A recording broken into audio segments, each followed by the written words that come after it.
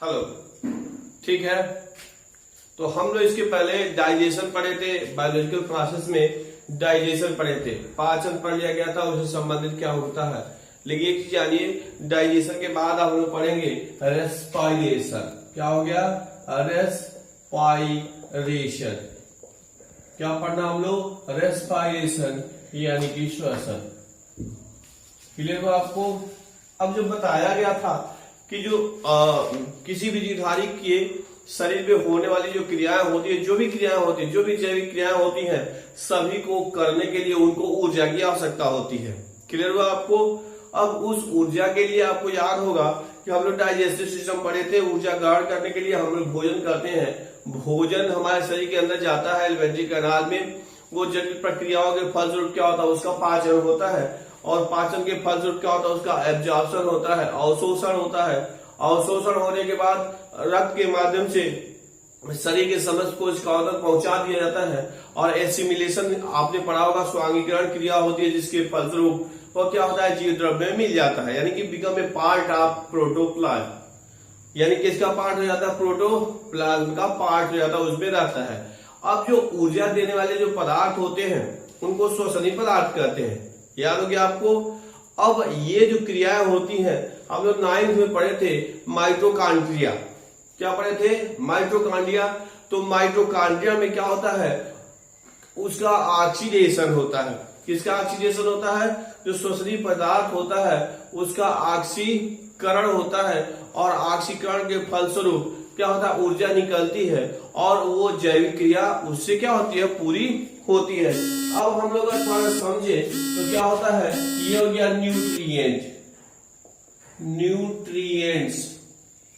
Nutrients हो गया। अब न्यूट्रिएंट्स होता है, पढ़े होगे कि इसमें क्या होता है? कार्बोहाइड्रेट्स, याद आपको, फैट्स, प्रोटीन। ये जो पदार्थ होते हैं, जो भोजन से हमको प्राप्त होते हैं, इन्हीं से क्या होता है? हमको ऊर्जा मिलती है। सबसे पहले अगर देखा जाए तो कार्बोहाइड्रेट में ग्लूकोज, फ्रक्टोज, सुक्रोज, उससे हमको ऊर्जा मिलती है। इजी गोइंग ऊर्जा हमको मिल जाती है। याद होगा आपको, कभी कोई उपवास करता है, स्टार्वेशन करता है, एनर्जी लेवल कम होती है, तो उनको ग्लूकोज का घोल पिलाया जाता है, ग्लूकोज पिलाया जाता है, चीनी का शरबत पिला देते हैं, तो आगे जल्दी से उसका ऑक्सीडेशन हो जाता है, उससे ऊर्जा निकलती है। तो कार्बोहाइड्रेट, ग्लूकोज, फ्रक्टोज से ऊर्जा मिलती है। वो नहीं मिलता तो फैट्स का क्या होता है? डाइजेशन होता है, फैट से ऊर्जा मिलती है। अब कोई व्यक्ति है जिसे फैट्स भी नहीं है, यानी बिल्कुल दुबला पतला है, तो क्या होता है? फैट्स है नहीं, तब क्या होगा? उस कंडीशन में प्रोटीन से ऊर्जा मिलती है। ये सारा का सारा कंपोनेंट जो है हमको भोजन से मिलता है। अब इसके बाद क्या होता है? वायुमंडल से उसको ऑक्सीजन लिया जाता है। ठीक है। अब ये दोनों चीजें जो क्रिया हो जाती है, अब ये मिल करके और क्या करता है? मेटाबॉलिज्म होता है, मेटाबॉलिक क्रियाएं होती है, मेटाबॉलिज्म। उपापचय क्रिया पढ़े थे, ये क्रिया होती है। और जो मेटाबॉलिज्म क्रिया हो जाती है तो इससे क्या होता है?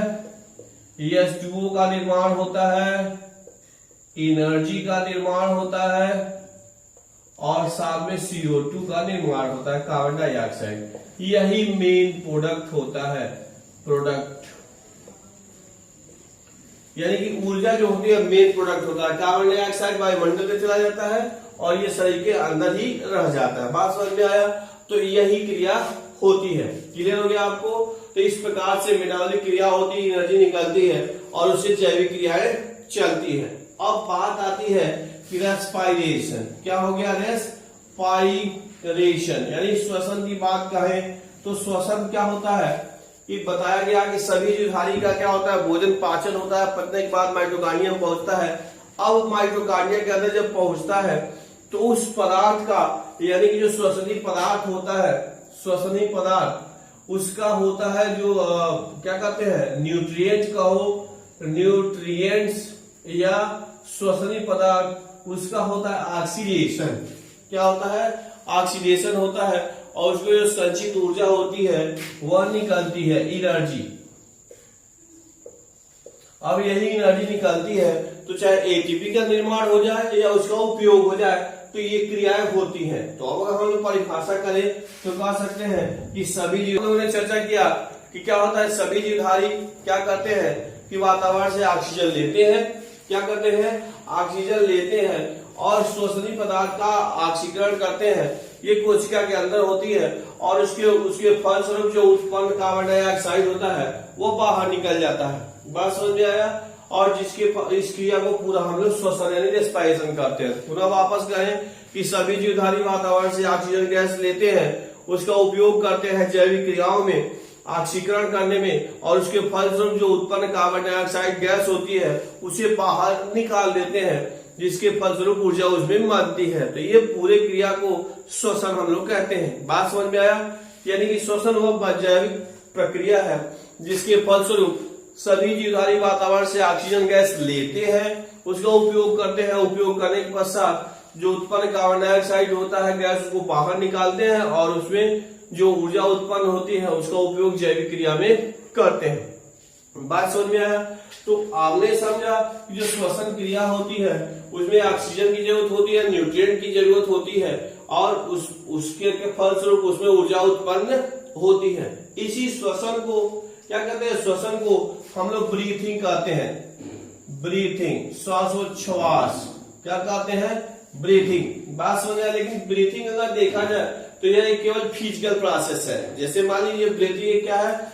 श्वसन की जो क्रिया ब्रीथिंग, श्वासोच्छ्वास, यह एक भौतिक क्रिया है। भौतिक क्रिया का मतलब अगर हम लोग देखें तो हम लोग की जो पसलियां होती हैं वो ऊपर या नीचे उठती हैं। उठने के फलस्वरूप क्या होता है कि जो हवा होती है बाहर से अंदर जाती है या अंदर से बाहर होती है, तो इसी को हम लोग ब्रीथिंग कहते हैं। लेकिन सामान्य शब्दों में अगर देखा जाए तो ब्रीथिंग कॉमनली ब्रीथिंग श्वसन को ही क्या कहते हैं? ब्रीथिंग कहते हैं, या ब्रीथिंग को ही क्या कहते हैं? रेस्पिरेशन यानी श्वसन कहते हैं। क्लियर हो गया? अब अगर देखा जाए तो type of respiration, type of respiration यानी श्वसन के प्रकार। किसके प्रकार? श्वसन के प्रकार। तो श्वसन दो प्रकार का होता है, एरोबिक, एरोबिक रेस्पिरेशन और दूसरा जाएगा एनएरोबिक रेस्पिरेशन। क्लियर हो गया कि जो श्वसन होता है वह दो प्रकार का होता है, यानी कह सकते हैं on the dependence of oxygen, oxygen की निर्भरता के आधार पर जो श्वसन होता है वह दो प्रकार का होता है, एरोबिक रेस्पिरेशन और एनारोबिक रेस्पिरेशन। क्लियर हो गया आपको? रेस्पिरेशन ये हो गया एरोबिक रेस्पिरेशन।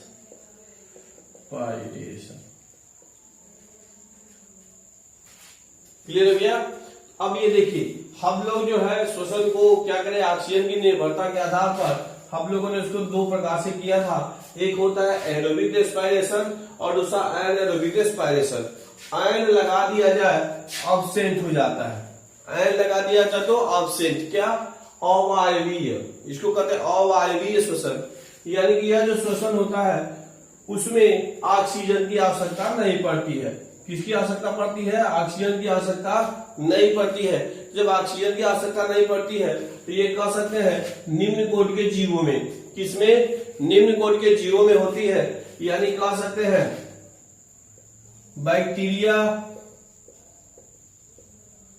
माइकोप्लाज्मा,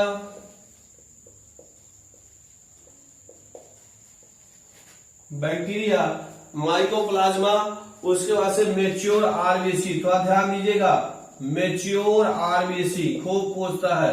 परिपक्व आरबीसी, परिपक्व आरबीसी का मतलब जो होता है जब शुरुआत में जब आरबीसी लाल रंग कणिकाएं बनती है तो उसके अंदर माइटोकांड्रिया वगैरह पाए जाते हैं, लेकिन जैसे जैसे बड़ा होता है परिपक्व हो जाता है तो माइटोकांड्रिया खत्म हो जाते हैं, नष्ट हो जाते हैं। तो जब माइटोकांड्रिया खत्म हो गया तो उसमें क्या होगा? उसमें भी एनारोबिक रेस्पिरेशन होता है। तो अगर मेच्योर आरबीसी दिया है तो एनारोबिक रेस्पिरेशन और केवल आरबीसी दिया है तो क्या कह सकते हैं उसको? Aerobic respiration. क्लियर हो गया आपको? यानी कि न्यू बार्न अगर आरबीसी का प्रश्न दिया हुआ है तो एरोबिक रेस्पिरेशन रहेगा क्योंकि उसमें माइटोकांड्रिया पाया जाता है, और मेच्योर आरबीसी कहेगा तो एनारोबिक रेस्पिरेशन हो जाएगा। साथ के साथ जो पैरासाइट्स होते हैं, पैरासाइट्स यानी परजीवी, परजीवी में कह सकते हैं टेपवर्म, स्कैरिस। इसका मतलब शरीर के अंदर जो पाए जाने वाले हैं उनकी बात हो रही है, पैरासाइट्स। क्लियर हो गया आपको? इसमें ये होता है। अब बताया गया इस जो श्वसन होता है, ये जो एनारोबिक रेस्पिरेशन होता है, इसमें ऑक्सीजन की आवश्यकता नहीं होती है। जब ऑक्सीजन की आवश्यकता नहीं होती है तो इसमें श्वसनीय पदार्थ का क्या होता है, उसमें उससे कम मात्रा में ऊर्जा निकलती है। यानी कह सकते हैं जैसे ये देखिए C6H12O6, ऑक्सीजन की आवश्यकता नहीं पड़ी, इसी से ऊर्जा वो प्राप्त करते हैं। इसमें क्या होता है 2C2H5OH एथिल अल्कोहल, साथ में कार्बन डाइऑक्साइड और साथ में एनर्जी, यह कम मात्रा में होती है। बात समझ में आया? तो अनाक्षी श्वसन में क्या होता है, ऑक्सीजन की आवश्यकता नहीं होती है और उसमें कम मात्रा में ऊर्जा उत्पन्न होती है। क्लियर हो गया आपको? निम्न कोटि के जीवों में पाया जाता है। साथ ही साथ कह सकते हैं ये कोशिका के साइटोप्लाज्म में होता है। किसमें होता है? साइटोप्लाज्म में होता है, क्योंकि इसमें माइटोकॉन्ड्रिया नहीं पाई जाती है, उससे कम मात्रा में ऊर्जा निकलती है।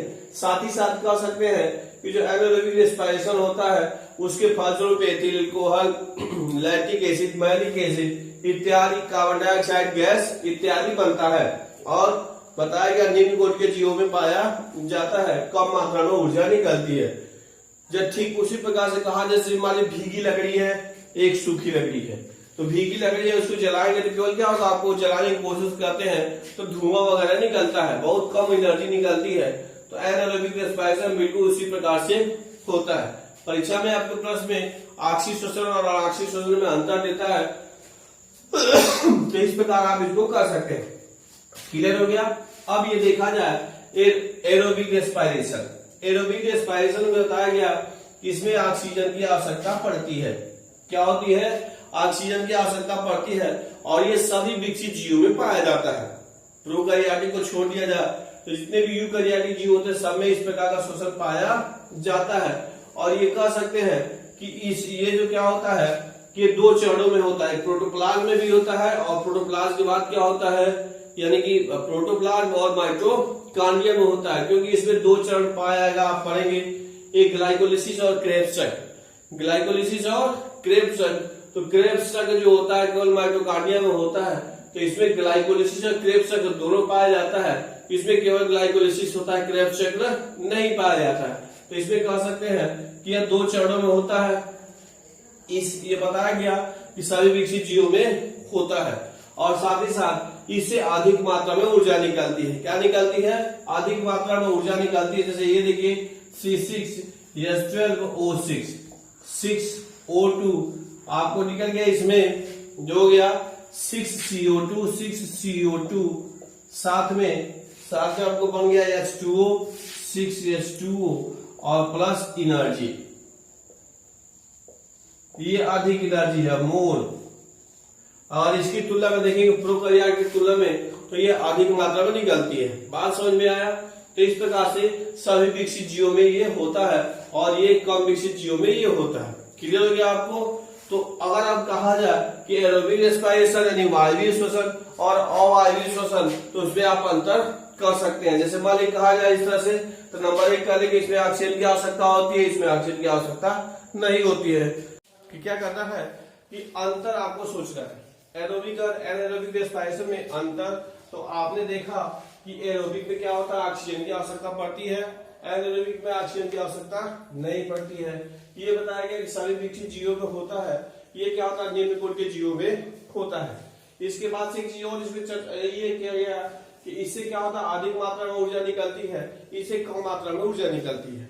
अगर इससे देखेंगे तो इसमें क्या होता है, इसके फलस्वरूप कार्बन डाइऑक्साइड, पानी और ऊर्जा निकलती है। और इस श्वसन के फलस्वरूप क्या होता है, ethyl alcohol, lactic acid, malic acid, lactic acid हो गया, एथिल अल्कोहल इत्यादि पदार्थ बनते हैं। बताया गया। साथ ही साथ ये भी चर्चा हुई कि ये जो बताया गया इसमें एक होता है ग्लाइकोलिसिस। क्या होता है? ग्लाइकोलिसिस। इसमें भी ग्लाइकोलिसिस पाया जाता है और इसमें भी ग्लाइकोलिसिस पाया जाता है। ग्लाइकोलिसिस आगे हम लोग चर्चा करेंगे। इसमें भी ग्लाइकोलिसिस पाया जाता है। लेकिन जो क्रेब्स चक्र होता है इसमें क्रेब्स चक्र पाया जाता है, इसमें क्रेब्स चक्र नहीं पाया जाता। KREBES Krebs cycle, Krebs cycle से पाया जाता है, इसमें नहीं पाया जाता है। साथ ही साथ इसमें बताया गया कि ये क्या होता है, तो इस प्रकार से आप इसका अंतर कर लेंगे। क्लियर? कोई दिक्कत? तो आपके परीक्षा में आता है एरोबिक और एनारोबिक रेस्पिरेशन में अंतर, तो आप आसानी से कर सकते हैं। हो गया? तो अंतर आप इसको कर लेंगे। अगले वीडियो में हम लोग क्या करेंगे कि जो रेस्पिरेटरी सिस्टम है उसके विषय में हम लोग चर्चा करेंगे। ठीक है? Okay, thank you.